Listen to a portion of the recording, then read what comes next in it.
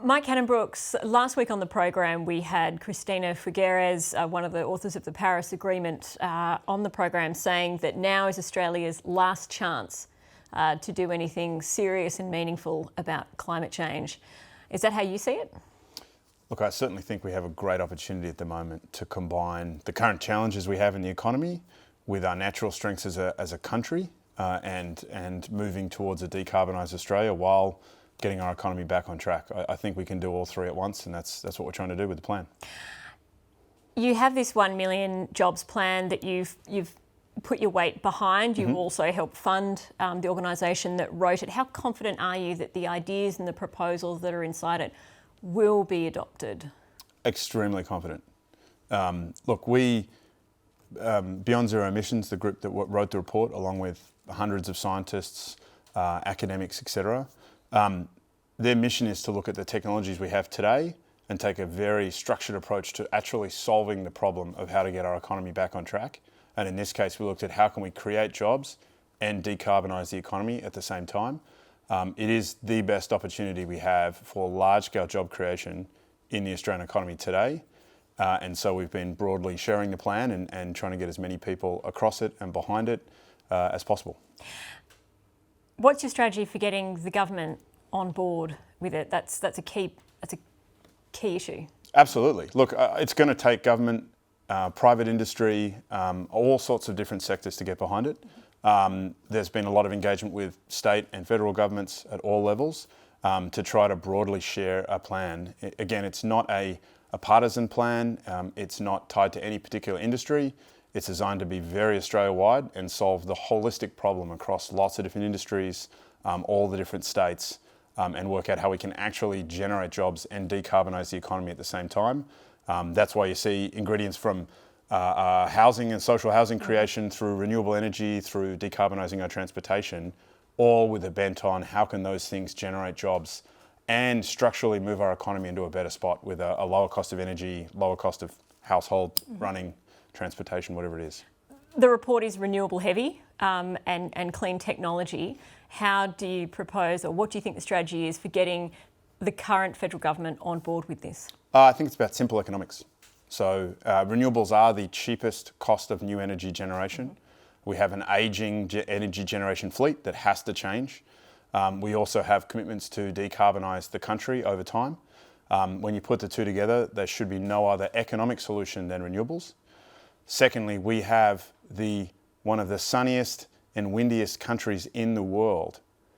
So many other countries are incredibly jealous of the renewable energy resources we have, which when you combine them with the financial resources and the people resources, the talent that Australia has, it's an absolute no-brainer. That's the place we should be betting. This is the same government, though, that was proposing and still is proposing potentially subsidising the development of a new coal-fired plant, of multiple gas generators.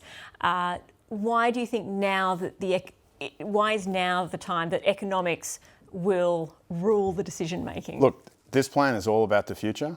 When you look at what's going on in the future, it's going to continue to be a cheaper cost of modular zero input power. That ends up being wind and solar, and that will be the renewably powered Australia of the future, right? We should be a renewable energy superpower in this country. We have all the abilities to do so, not just for our country, but for the couple of billion consumers to the north. I think that's increasingly a message that's resonating across all levels of government.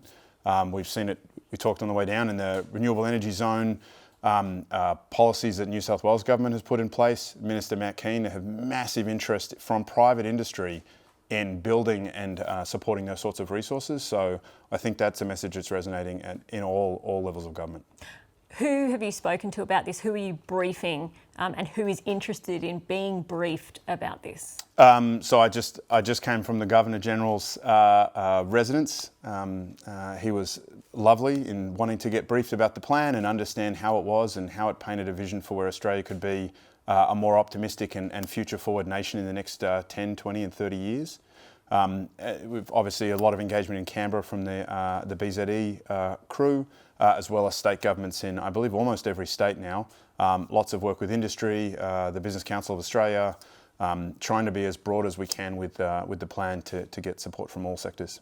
You said last week that the government's technology roadmap is an interesting option, but it's a strategy without a destination, so we need a destination. What did you mean by that? Sure, we need a legislated net zero target for the economy.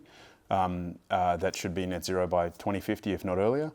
We have a target in every single state. We just don't have a target federally. The reason for that is not just to decarbonise the economy, it's to give certainty to private investment. Do you think it's key to unlocking the billions of dollars that we know are out there into actually being spent? I think it will most certainly help, right? It's going to reduce the risk of any long-term project. It's going to enable more capital to be deployed towards those. You're seeing that in individual states. Seeing that federally as well would only help us get to that destination quicker. And why does it matter if the feds aren't doing it but all the states are? Why do we need the feds to do it? Some projects cross state and federal boundaries. There's a lot of different reasons why that is. Obviously, our national electricity market is across multiple states, so there's a lot of reasons why that will help. It's not necessary, but it would be incredibly useful, especially if we want private industry to have more certainty in investment, to reduce the cost of capital, reduce the risk of projects. It would do that and help get the economy back on track quicker. So aside from getting the federal government to adopt net zero by 50, what else do we need from state and federal governments in order to expedite investment in all of the projects that are listed in the 1 million jobs plan? I think the biggest thing we need is vision, right? We need a big vision for where Australia could get to in terms of job creation. We've lost about 800,000 jobs so far in the last 6 months, 4 months maybe. The plan has 1.8 million jobs that we could refill them with, all of which move our economy into a structurally better place. There's a whole raft of measures there. This isn't just about government subsidies. It's about a whole lot of things, for example, fuel efficiency standards, transportation, things that state governments control, housing efficiency, and building a lot of new housing, social housing that is highly efficient, also reduces the cost of running that housing. Lots of things around manufacturing and having low cost of energy for manufacturing so that we can get back into industries that we should be naturally strong at. So it's a pretty broad plan. The governments at all levels need jobs now. They need shovel-ready projects now. What do you think is going to be the quickest and easiest way to create what you want, which is zero emissions, but projects that create jobs now? Look, there's a whole lot of projects that can create jobs now. Obviously, renewable energy is incredibly fast to deploy. Either wind or solar has an incredibly quick deployment time. That's part of the reason it's so cheap. And there's no shortage of areas where we could still be implementing that across all of Australia. It also particularly benefits regional Australia, which is obviously a help from an area that's been really hit hard by drought and other things. There are a lot of other projects in terms of how quickly we can push forward with some of these transitions. Transport is a good example. You know, we're doing some trials, for example, of electric buses. Half the buses in London are electric today. We don't need to try them, we just need to move there and get there. Again, if we said we were going to move all of the transportation fleets to electric buses, we then have the capability to start building bus factories and other things here that could generate even more jobs.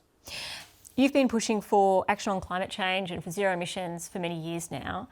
Do you think that we've made any change, significant change? Do you think that the openness of government is changing at all? Is the government becoming more open to these ideas? I believe so, yes. Yeah, Why? both of the... What gives you that hope? The economics are getting more compelling every day, right? We have more and more examples of where it's economically compelling to do this, not just socially compelling to do so. Secondly, I think having just been through the bushfires, which seemed like a long time ago, but really weren't that long ago, the general popular opinion in moving through that, we're going to see more and more existentially challenging climate-based events like the bushfires. And that's going to be challenging to our economy on so many different levels, to industry, to a lot of different parts of the society that we live in. I think that is changing continually. Every quarter, every 6 months, you see a change, and we'll continue to push for it. The government's got a COVID commission to help guide it on how to get the economy going again. Nev Power, a resources man, is heading that up. He's spoken about a gas-led recovery. Do you think that fossil fuels should have much of a role in the economic recovery that we're hoping for?